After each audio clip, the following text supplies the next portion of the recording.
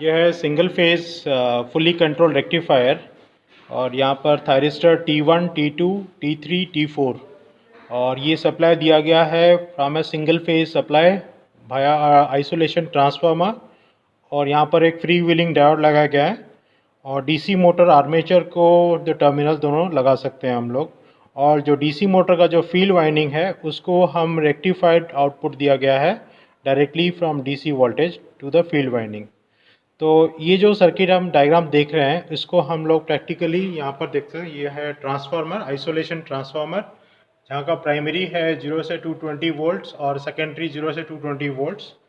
तो और ये हमारा है thyristor single phase power control converter module, जहाँ पर T1, ये T2, ये T3 और T4 हो गया और ये MCB टर्न्ड ऑफ।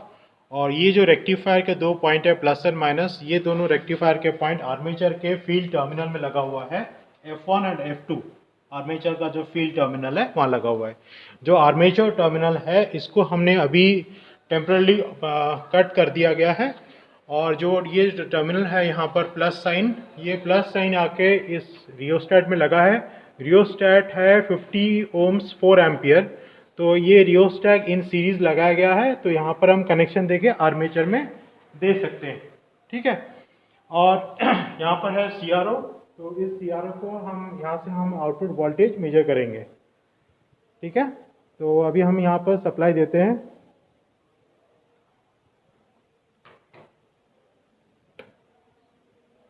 सप्लाई दे दिया गया और यहाँ पर हमने फायरिंग सर्किट को सप्लाई दिया और ये सप्लाई दे दिया सबको। तो अभी हमने आर्मेचर को सप्लाई दिया नहीं है। जब आर्मेचर को सप्लाई नहीं दिया है तो इनपुट में जितना भी वोल्टेज है उसका रेक्टिफाइड आउटपुट वोल्टेज होगा। ऋतिक, मैं आपको सिर्फ इतना देखोगा मल्टीमीटर में अभी कितना वोल्टेज है।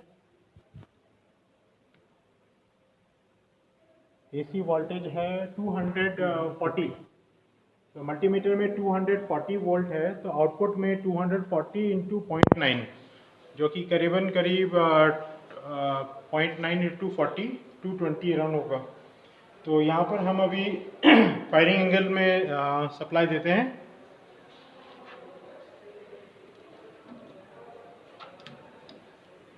तो हमने पावर मॉड्यूल को पहले सप्लाई दे दिया।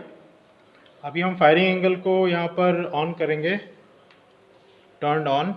तो जैसे ही हमने फायरिंग एंगल को ऑन किया, अभी हम आउटपुट जैसे ही यहाँ पर फायरिंग एंगल देख रहे हैं कि 180 डिग्री है। जब 180 डिग्री से ये कम होकर 0 डिग्री में हो जाएगा तो हमें आउटपुट वोल्टेज मिल जाएगा फुल रेटेड वैल्यू।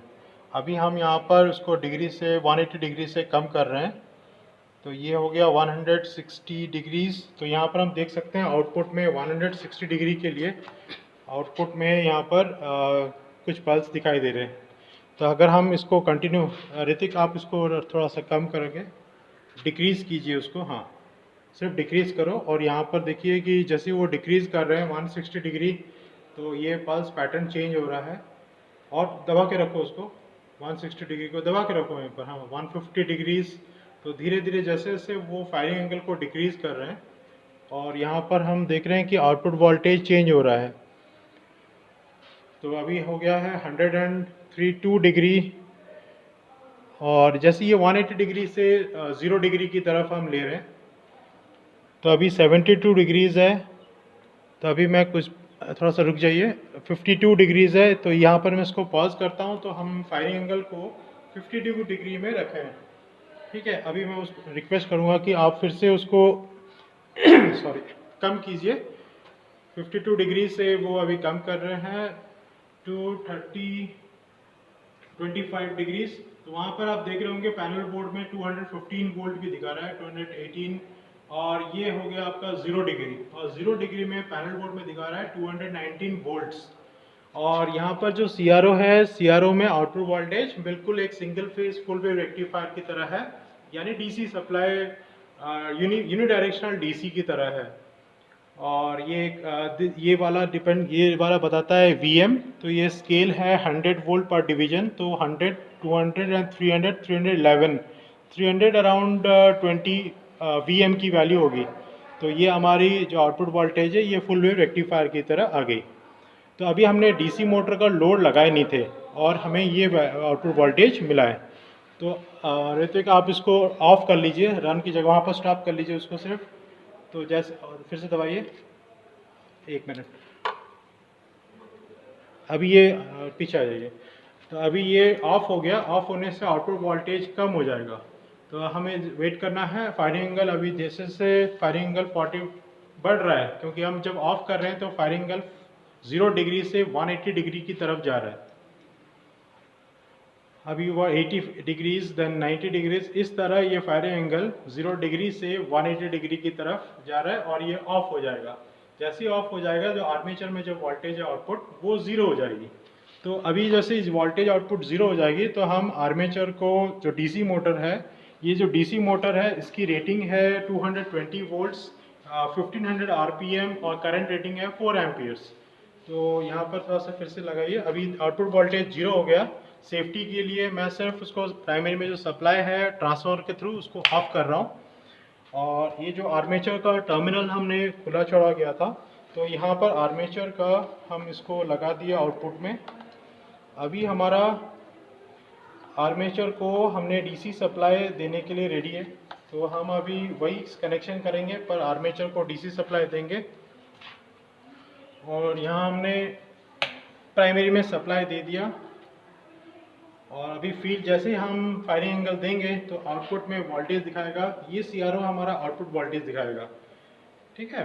तो अभी हम इसको जैसे ही हम इसको टर्न ऑन करेंगे, यहाँ पर दिखाइए, तो अभी देखिए फायरिंग एंगल कम होते जा रहा है 160 डिग्रीज और यहाँ पर वोल्टेज भी बढ़ रहा है। तो जैसे जैसे फायरिंग एंगल कम होते जा रहा है आउटपुट वोल्टेज बढ़ता जा रहा है 147 वोल्ट्स। और बस हमको ध्यान रखना है कि अभी आउटपुट वोल्टेज ऐसे बढ़ गया बहुत ज़्यादा, तो लोड अगर हम बढ़ा देते हैं तो आउटपुट वोल्टेज कम हो जाएगा। तो आउटपुट वोल्टेज 220 से ऊपर न जाए। और यहाँ पर हमने देखा कि करंट हो गया 1.13 एम्पियर्स।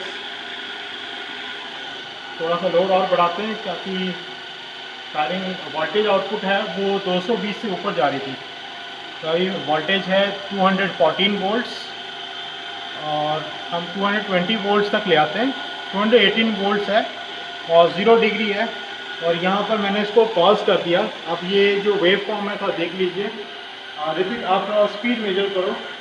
तो यहाँ पर आप इसको वेव फॉर्म दिखाओ थोड़ा सा। तो ये वेव फॉर्म है, फायरिंग एंगल 0 डिग्री में है। तो 0 डिग्री में ये यहाँ से स्टार्ट होना चाहिए पर स्टार्ट हो रहा है यहाँ पर, बिकॉज ऑफ जो बैक EMF जो क्रिएट हो रहा है उसके कारण आउटपुट वोल्टेज यहाँ से स्टार्ट हो रहा है। पहले यहाँ 0 से वो ऑसिलेट हो रहा है because of some inherent capacitance, और फिर यहाँ से ये आउटपुट वोल्टेज आ गया। तो यहाँ पर अभी स्पीड देख रहे हैं हम लोग 1522 लगा के रखिए थोड़ा सा आराम से। तो स्पीड की वैल्यू है 1548 आरपीएम। तो ये हो गई डीसी मोटर की स्पीड एट 220 वोल्ट और जो करंट है 1.33 एम्पियर है। तो अभी मैं फायरिंग एंगल को, ठीक है छोड़ दीजिए अभी हम फायरिंग एंगल को यहाँ पर बदलेंगे। अभी फायरिंग एंगल 0 डिग्री है तो फायरिंग एंगल 0 डिग्री से अभी इसको थोड़ा सा बढ़ाते हैं। बढ़ाने से आउटपुट वोल्टेज कम ही होगा।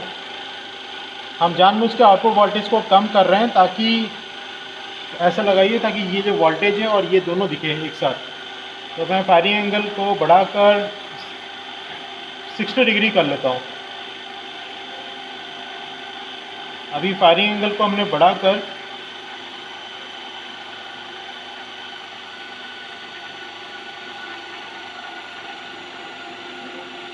60 डिग्रीज कर दिया। ठीक है। अभी 60 डिग्री करने के बाद आउटपुट वोल्टेज है वो 101 वोल्ट में हो गई और हमारा जो वेव फॉर्म है वो इस तरह दिख रहा है। तो अभी यहाँ पर फायरिंग एंगल 60 डिग्री में है और जो वेव फॉर्म है वो 60 डिग्री के बाद ही आउटपुट वोल्टेज आ रहा है, उससे पहले नहीं आ रहा। ठीक है। और यहाँ पर हम अभी स्पीड मेजर करते हैं। तो 200 वोल्ट्स थी और अभी स्पीड मेजर करने के बाद यहाँ पर दिखा रहा है 1392 आरपीएम। तो डीसी मोटर की स्पीड 1392 आरपीएम है। और ये जो आउटपुट वोल्टेज वेव फॉर्म है ये बहुत ही दिखा रहा है, क्लियरली शो कर रहा है कि 60 डिग्री के बाद ही आउटपुट वोल्टेज को वो फॉलो कर रहा है। और उससे पहले जो आउटपुट वोल्टेज है वो है बैक ईएमएफ की वैल्यू। अभी बैक ईएमएफ की वैल्यू है 201 वोल्ट्स।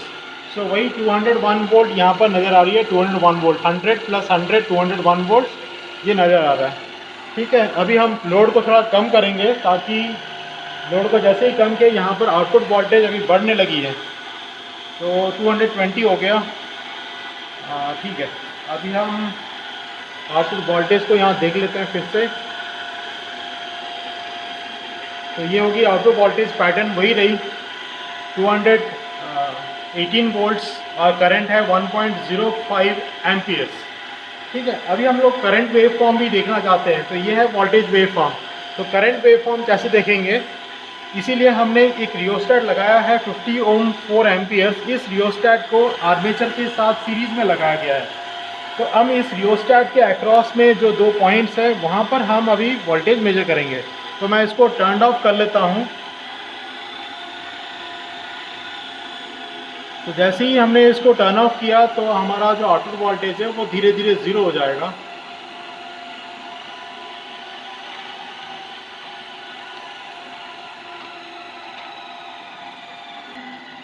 आउटपुट वोल्टेज जीरो होने के बाद हम अभी सीआरओ के जो टर्मिनल्स हैं वो हम लगाएंगे इस रियोस्टेट के दोनों एंड में।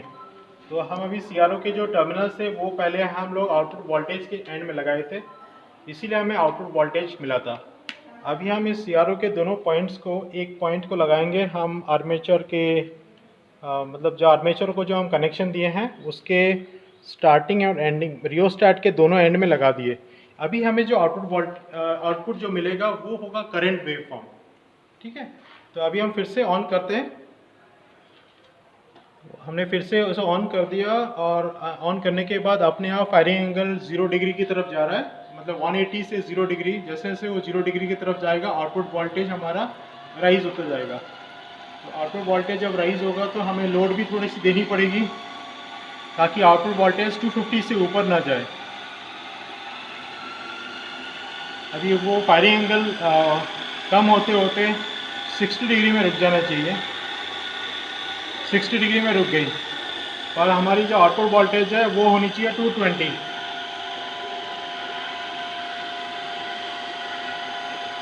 तो यहाँ पर आउटपुट वोल्टेज हो गई 220। हमने 60 डिग्री में इसको रोका रखा है और यहाँ पर हम करंट वेव फॉर्म देख सकते हैं। तो ये हो गई हमारी करंट वेव फॉर्म। यहाँ हम देख रहे हैं जो करंट है वो डिसकंटिन्यूअस नेचर में है।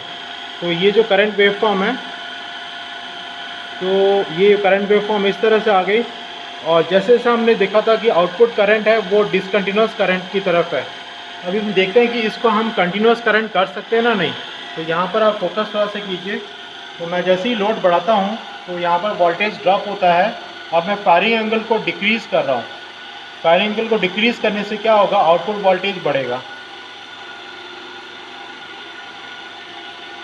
तो फायरिंग एंगल को 0 डिग्री करने की कोशिश की जा रही है। फायरिंग एंगल को हम 0 डिग्री करते हैं। अभी फायरिंग एंगल हो गया 0 डिग्रीज और हमारा जो करंट है 1.43 एम्पियर है। अगर मैं इसको और थोड़ा सा करंट ज़्यादा लोड देता हूँ तो यहाँ पर 1.5150 करंट है। अब ये जो आउटपुट वेवफॉर्म यहाँ देख सकते हैं ये जस्ट कंटिन्यूअस की तरह है, मतलब ये करंट जस्ट कंटिन्यूअस मोड में चले गया है। तो मैं और अगर थोड़ा सा ज़्यादा लोड दे रहा हूँ तो जैसे जैसे मैं लोड बढ़ाता हूँ तो हमारा जो करंट अभी 2 एम्पियर है तो ये कंटिन्यूअस करंट मोड की तरफ चले गया। ठीक है, तो इस तरह में आउटपुट वोल्टेज और आउटपुट करंट वेवफॉर्म देखने को मिला। अभी हम इसको 220 करने के बाद एक बार और स्पीड मेजर कर देंगे। तो ये हो गया 220 वोल्ट्स, करंट है 1.27 एम्पियर्स और हमारी जो स्पीड है वो है 1572 आरपीएम, 78 आरपीएम निकाल लिया। तो ये हमने फायरिंग एंगल को यहाँ पर हमने ऑफ कर दिया ताकि ये वोल्टेज धीरे धीरे ज़ीरो हो जाएगी। और इस तरह से हमारा जो एक्सपेरिमेंट है single phase fully control rectifier वो हमारा कंप्लीट हो जाता है। तो जैसे जैसे हम फायरिंग एंगल को डिक्रीज कर ऑफ हो रहा है तो आउटपुट वोल्टेज अपने आप ही कम होते जा रहा है।